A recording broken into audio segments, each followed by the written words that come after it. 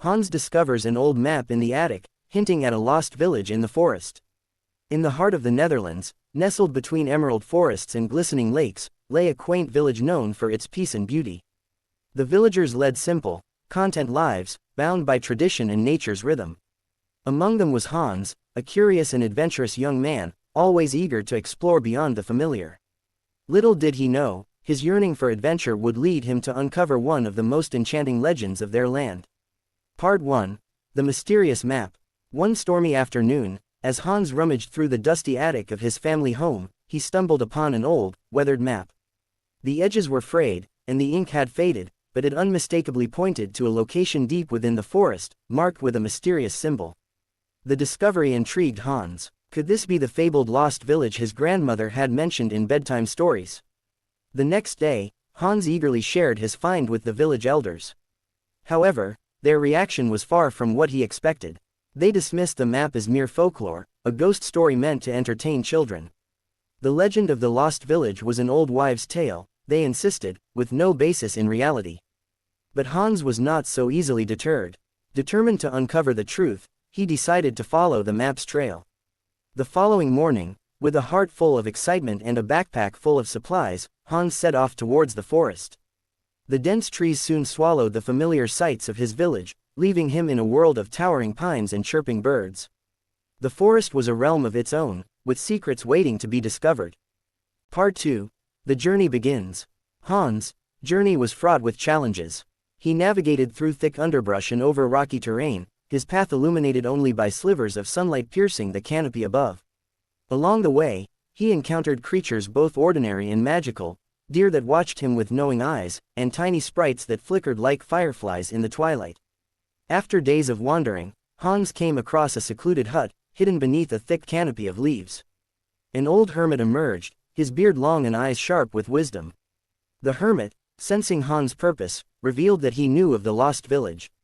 He explained that the village was real but cursed, frozen in time by a powerful spirit. The hermit offered to guide Hans, cautioning him about the dangers that lay ahead. Grateful and eager, Hans accepted. Together, they ventured deeper into the forest, where the air grew cooler and the shadows darker. The forest seemed alive, whispering secrets and watching their every move. Part 3. The Hidden Village. After days of arduous travel, Hans and the hermit finally reached a clearing bathed in an eerie glow. There, shrouded in mist, stood the lost village. The houses, though worn by time, appeared untouched, as if their inhabitants had simply vanished. Spectral figures moved about, their faces etched with sorrow and longing. Hans felt a chill run down his spine as he stepped into the village. The hermit explained that the villagers were trapped in a time loop, victims of a curse cast by a vengeful spirit.